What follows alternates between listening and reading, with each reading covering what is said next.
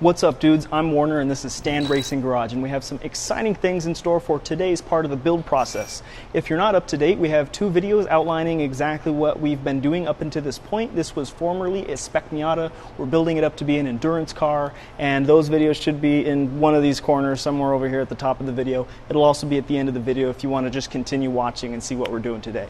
So some of what we're going to go over are fuel saving tips, and if you're willing to hack your car to shreds, you might be able to save some fuel along the way. And if you're not willing to hack your car to shreds, well, I'm going to be doing it, so you can just watch me. First, we're going to look at the fenders. I'm going to show you what I plan on doing to them to help get the car to be a little bit more slippery on the racetrack. Word of warning here, I am by no means an aerodynamics expert. I know how to read Wikipedia, and I have power tools. So we're just going to hack stuff up and see how it sticks, okay? Let's get into it. And final closing section. Whew.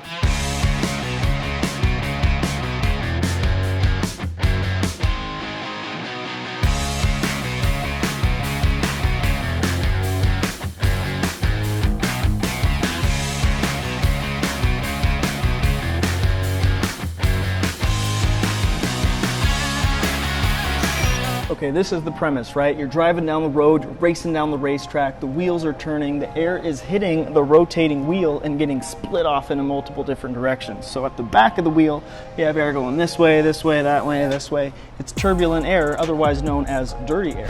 So when the wheel is encased by the fender, at least, 3/4 of the way encased, that dirty air doesn't have any place to go, so it creates lift, it creates a pocket of lift underneath your fender, and otherwise, if it doesn't go up to the top of the fender, it's forced to go out under the bottom of the bodywork, where it's just more turbulent air down there because there are no smooth surfaces underneath the car, which we will get to at some part of this build process, hopefully, if it's in the budget.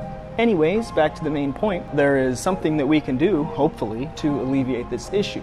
The main issue is the rear end of the tire being encased by a fender. So all we have to do is remove that area of fender and leave that dirty air a place to escape down the outside of the car's bodywork. So first things first, we're going to take this wheel off. I'm going to bash in this seam to hopefully create more of a smooth surface on the car's frame. And then we're going to cut our fender up to about this point right here on the car's bodywork. Now, hopefully the fender will remain rigid and firmly attached to the car. If it doesn't, what I'm gonna have to do is maybe add another attachment point to firm it up so we can, move some of those other cars out of our way when we're on the track, you know what I mean? So, let's get started. Just want to interject for a moment and ask if you could please give this video a thumbs up if you're enjoying it. It helps me spread this out to more people, deliver better content, and if you could, I'd deeply appreciate it.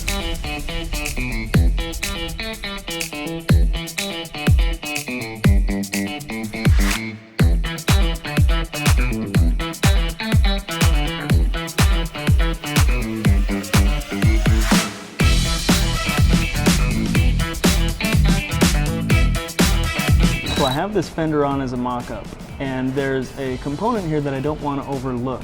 Now, when this part of the fender is missing, I don't want that air from the back of the wheel to still be able to go up between the fender and the frame.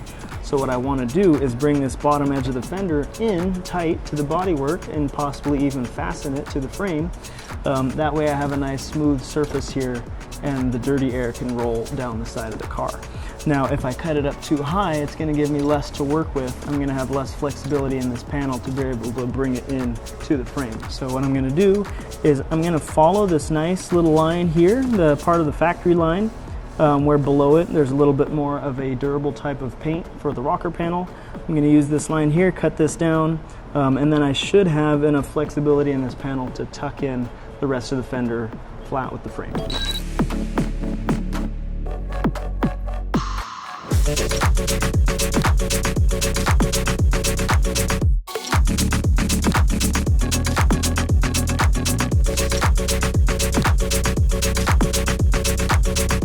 So we mostly accomplished what we were trying to do. I'll be able to easily pull this corner in and the air from behind the tire will have somewhere to go. The problem is I created a little bit of a parachute here, so we'll see if the downside of this is worse than the upside of this, but I could always go through and maybe create a little bit of a ramp to get up around the edge of the door here. That's creating the kind of a scoop effect.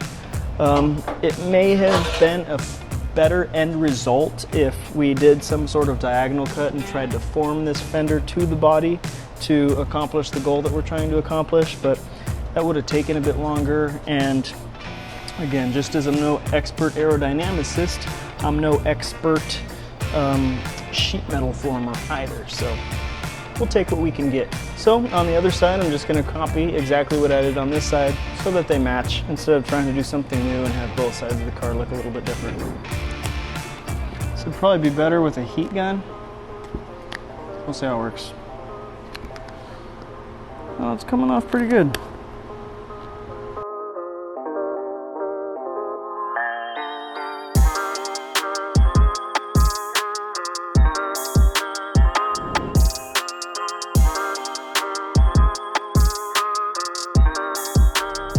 A little plastic thing in here looks broken already. Let's just try to... I think we're going to get a performance benefit out of just keeping the bumper off as it is, even if we don't add a rear splitter, because as you'll see, look at the parachute effect we're getting from this thing. It just scoops the air and leaves all of that pillow of air in the back. So what I'm going to try to do is roll over some of these harsh edges to give the air a nice smooth passageway, and then maybe do something to integrate with this bumper here. This bumper looks pretty lightweight, and I definitely don't want to remove it altogether because I do want some impact protection. I will be racing, so I got to figure out a way to integrate a splitter system, or at least just, if not a splitter, some sort of, you know, shielding or cowling to integrate with this bumper to make the passage of air a little bit smoother.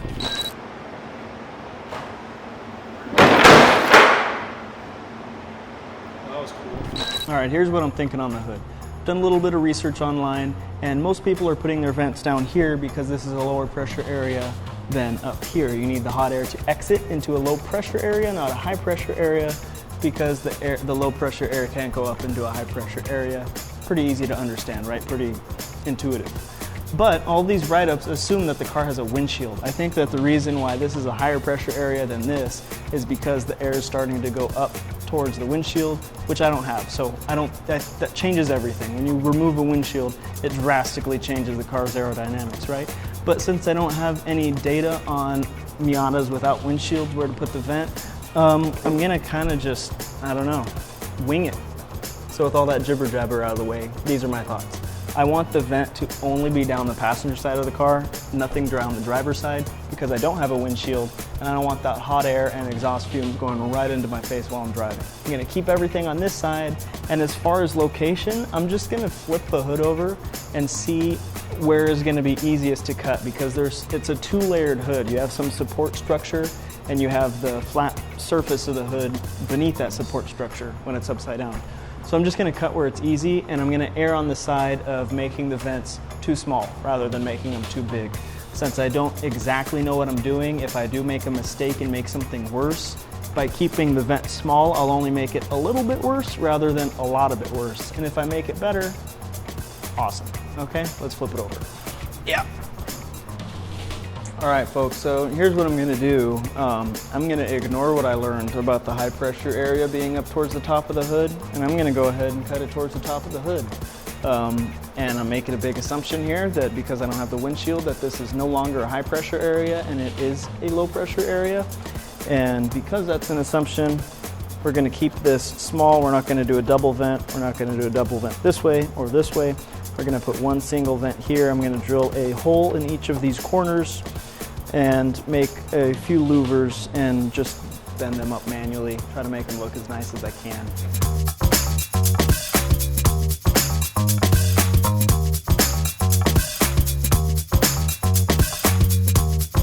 I'm going to drill a hole at each of these lines on the sides, and we're gonna manually bend each of these louvers up and see how it comes out. Let's get started.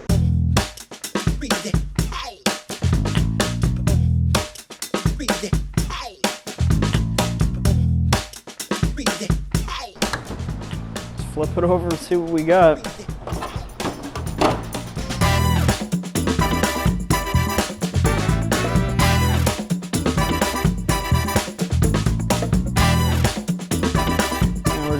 lay some strips of tape down and cut between the holes. All right, we got our crusty old ungrounded jigsaw here, and our masking tape will serve as a protector for the paint, and it'll also serve as the line to follow with the jigsaw. Mark it, go center to center between the hole. And there we go. That's the line we follow. Let's see if this whole thing even works. Cool. Woo. It's got some power. It even has a variable speed trigger. All right, here we go.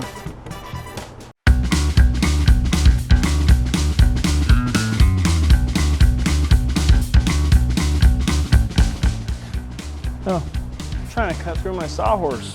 That's not working out too well, is it? There we go.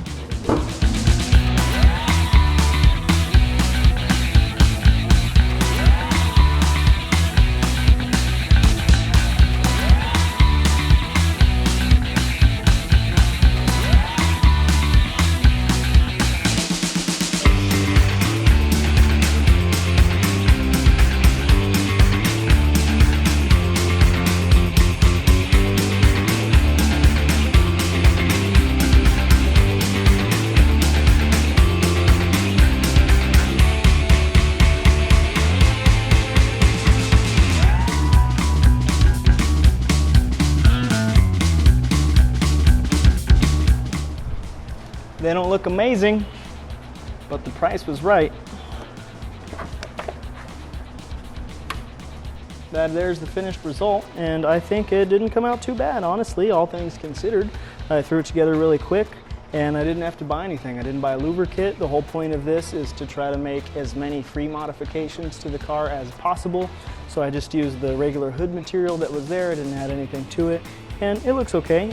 I could probably practice this a few times and figure out how to make a nicer louver setup out of an existing piece of metal. But if I really wanted to make this better, I could go in here with a hammer and dolly if I were ready to repaint and get this all nice and smooth again.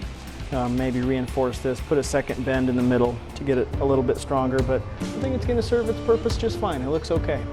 Well, that's what it takes to make a car go faster and save gas, hopefully. We'll find out soon enough. This is an endurance car, so saving gas is as much of a priority as going fast because it only takes that one extra pit stop to throw the whole race away. I don't know if you would want to hack your fenders up and put louvers in your hood to save money on gas, but if you want to, go for it. Just make sure it stays street legal and safe above all else.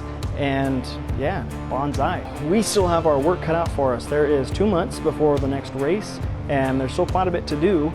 Stuff to remove, stuff to add, stuff to modify, stuff to finalize. And yeah, we'll keep you up to date on everything in between as much as possible because I still have to wrap this up and finish off everything that I didn't finish in the video. So next time, hopefully, we will have some weights out. We'll have the fenders finalized, looking a little bit better, and maybe the hood on. I don't know. We're kind of taking it as we come here. So yeah, if you're enjoying the build process, get subscribed, stay up to date because we're going to keep them coming.